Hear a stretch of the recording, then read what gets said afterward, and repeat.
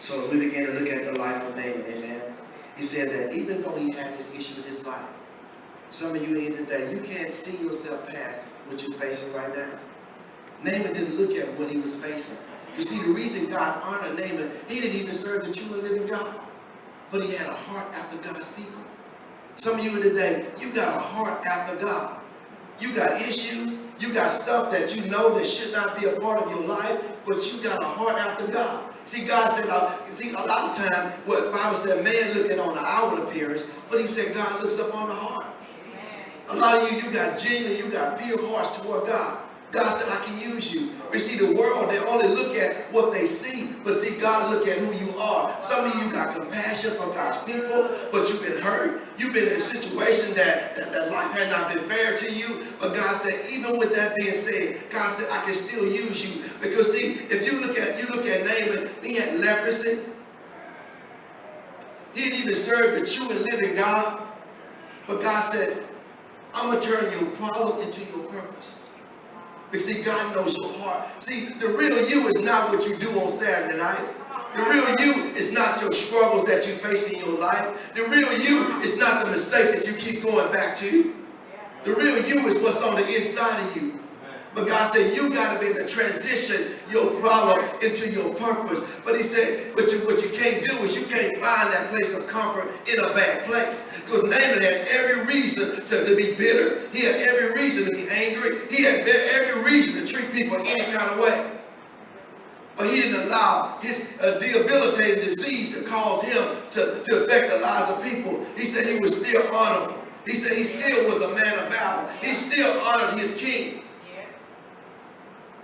Turn to your neighbor and say, neighbor, can you look past your issues and allow God to do in you what he created you to do? Because just because right now, some of you guys said you got major struggles, and every time you tell God that you want to come out, you find yourself right back in the same situation again. But God said, I haven't forgotten about you. God said, I still see your heart.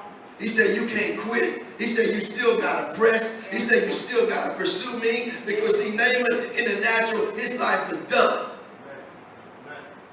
See, what happened was God had allowed the enemy to trump God's people, which were the children of Israel. Because of their disobedience, God raised up Naaman to begin to punish the children of Israel for their disobedience. So they had begun to go into the land of Israel. They had begun to take away the people and bring them to their own country. So God said, I'll use the thing that you least expected to get you to the place that I desire. You see, some of us, we'll only want to listen to the pastor. We only want to listen to a leader. But see, God said, he said, I'll use the foolish things of this world to begin to confound the wise. God will use somebody who don't even have no title. God will use somebody who may not know a whole lot of word. God will use, and that person sometimes God may want to use is you. Whatever by any means necessary, God said, I'll get my word to you. I'll get you to the place. See what God does, God gives you opportunity. You see, some people, they're really not looking for opportunity. They're looking for excuses. But those of you who are looking for opportunity, today is your day to turn your problem into your purpose. Amen? Because behind every problem, God said that I'm trying to burst something in you called your purpose. Amen. So God said there are two things that Naaman had to overcome to pursue his purpose. Now, two things.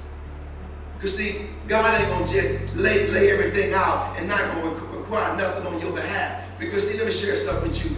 Anything in life that don't cost you nothing is not worth having.